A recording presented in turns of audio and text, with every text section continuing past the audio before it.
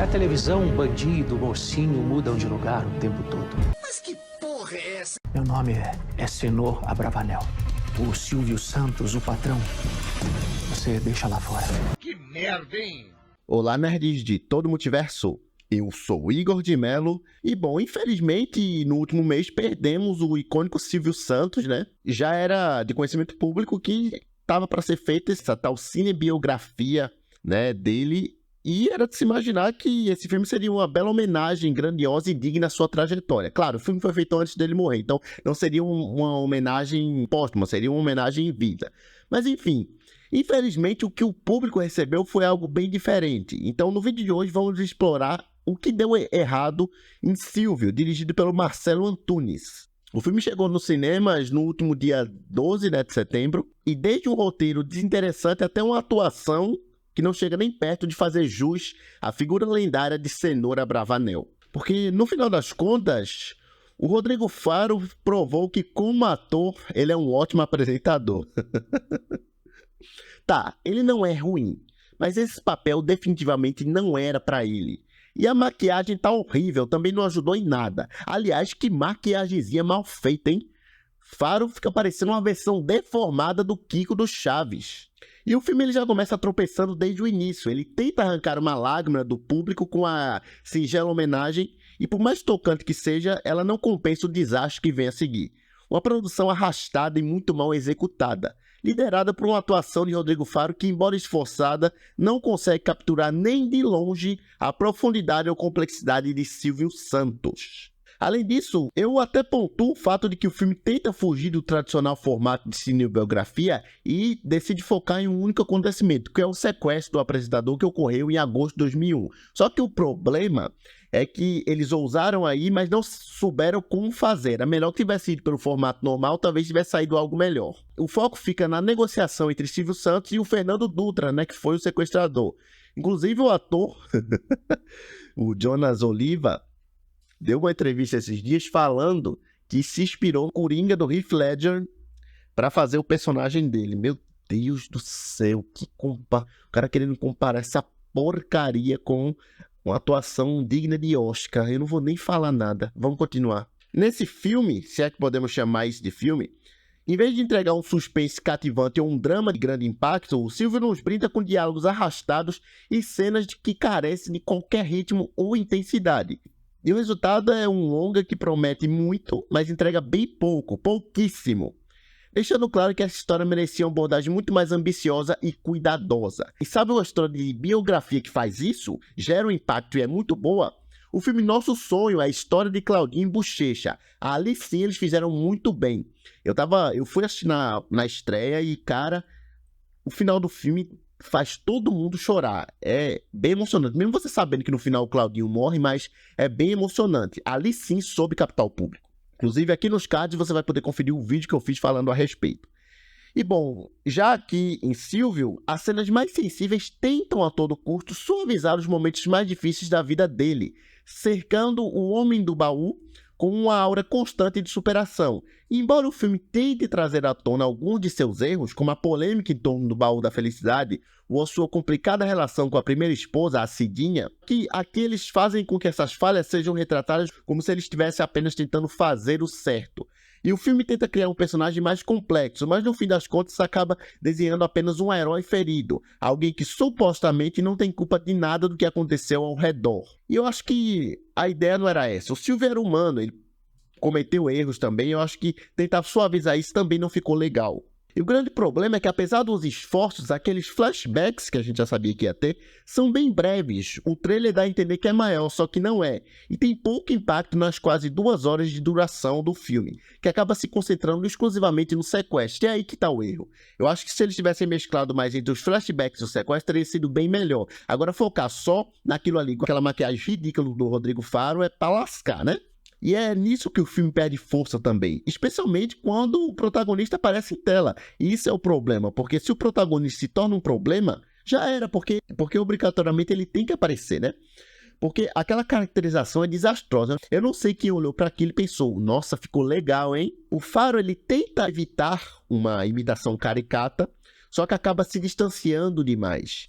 e resulta em uma performance sem vida, que mal lembra o icônico apresentador. Mesmo nas cenas mais emotivas, a profundidade é perdida, porque aquela quantidade de maquiagem que jogaram na cara do Faro, não tem como ele fazer uma expressão que leve a uma empatia do público. Inclusive, saiu uma notícia essa semana sobre uma fala do próprio Silvio Santos que ele deu um tempo atrás. Embora o apresentador tenha falecido antes de assistir o filme, acredito eu espero, por favor, que o Silvio não tenha visto essa merda, né? Obviamente, o Silvio foi informado sobre a produção em várias ocasiões. E o Ricardo Scalamandre, que é o diretor de comercialização e amigo pessoal de Silvio, revelou que tentou obter autorização para o longa. E a resposta do Silvio foi clara. Ele disse: "Eu não autorizo, mas também não desautorizo o filme biográfico." Ele disse: "Pode fazer, pode botar o Silvio Santos pelado, pode fazer o que quiser. Eu não autorizo, mas também eu não vou te processar, fique tranquilo. Só que duas coisas: não pegue nenhum ator meu do SBT, nem peça dinheiro às minhas empresas. Caso contrário, faça o que quiser." Inclusive os flashbacks, que são um verdadeiro desastre criativo, eles têm um ar de, deixa eu ver, sabe aquele trabalho escolar onde tem um grupo e cada um faz uma parte e no final junta? Pronto. É a impressão que dá nesse filme aqui. O relacionamento do Silvio com sua primeira esposa, a Cidinha, e o crescimento empresarial ao lado do Manuel de Nóbrega são retratados de maneira superficial e desprovida de profundidade, porque eles focaram mais no sequestro. E é aí que está o problema. Porque o Manuel de Nóbrega é uma parte fundamental na carreira de Silvio Santos. Se não fosse o Manuel, eu diria até que não teria chegado onde chegou, mas teria tido muito mais dificuldade. E olha que ele já teve muitas dificuldades no início. Mas enfim, a partir do momento que você diminui essa relação do Manuel de Nóbrega com ele, você já comete um erro crucial. E para piorar tudo, a trilha sonora que eles usam, rapaz, eu tenho a impressão que aqueles caras pesquisaram no YouTube e jogaram lá o som. Não, na verdade, nem isso, porque se você for no YouTube, vocês acham umas trilhas sonoras bem legais, né? Ali eu nem sei que porcaria foi que fizeram. E para piorar, os personagens são desinteressantes. Isso também é um problema. E a tensão que eles tentam criar lá no sequestro do Silvio não chega ao espectador. Em vez de prender o público na cadeira, causa tédio. Gera uma falta de empatia de quem está assistindo com o que está acontecendo. Assim, eu particularmente chegou a um ponto que eu estava torcendo para que o sequestrador finalizasse logo aquilo. E não era para ter essa impressão. Era pra eu pensar, pô, isso aí tem que acabar bem, caramba, é o Silvio e tal. Eu tava assistindo umas matérias e tal da época do sequestro, e eu fiquei mais tenso assistindo uma matéria da Record falando sobre o sequestro lá em 2001 do que vendo o filme. E tem umas coisas bizarras também que acontecem, porque a Rede Globo e o governador Geraldo Alckmin foram partes importantes na época lá do sequestro, negociação e tal. Só que o problema é que o filme não tinha autorização para usar os nomes, né, e tal.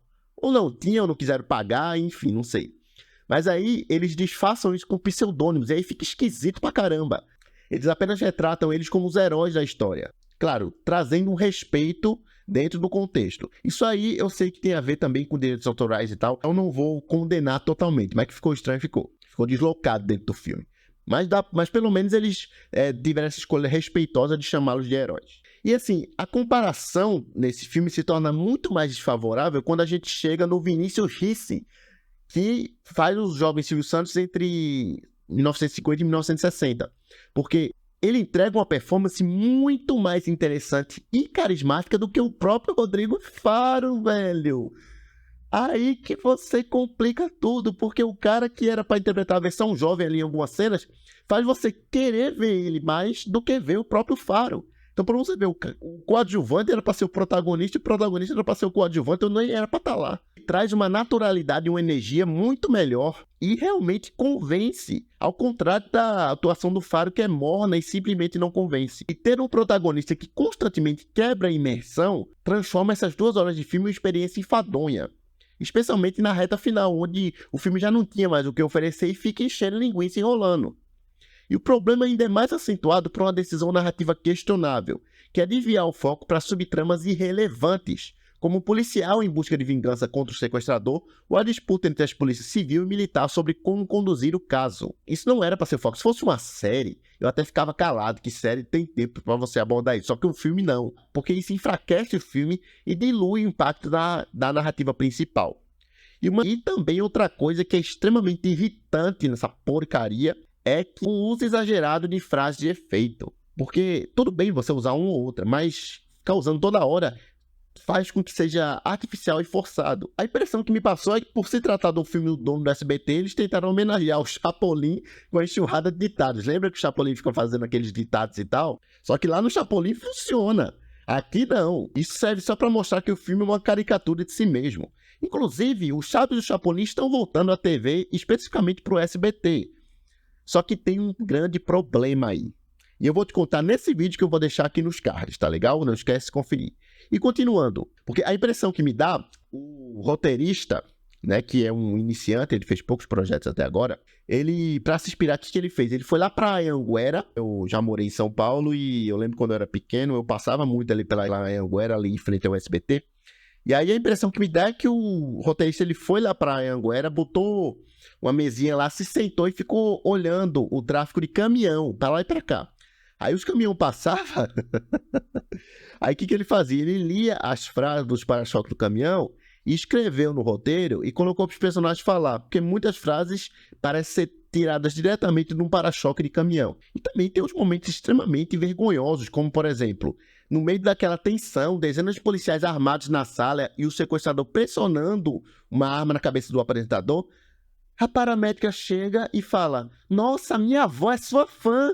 Que merda, hein? Com esse amontoado de erros, Silvio se junta a uma lista de filmes pouco inspirados sobre personalidades brasileiras que falham em capturar a complexidade de seus protagonistas. E após o recente falecimento do apresentador, fica a esperança de que futuras produções um dia consigam retratar a vida de Cenoura Bravanel de forma mais ousada e completa, sem medo de abordar pontos polêmicos como fez a série O Rei da TV. Claro que o Rei da TV não é perfeito, tem seus erros, mas ele teve coragem, isso aí eu digo. Coragem que esse filme nunca teve. Então, se você quer realmente saber mais sobre a vida de Silvio Santos, há opções melhores. Visite sites, consulte o ChatGPT, assista vídeos aqui no YouTube, no Projeção Nerd ou em outros canais, porque você vai aprender muito mais do que assistindo esse filme, porque Silvio é a prova do que não fazer em uma cinebiografia.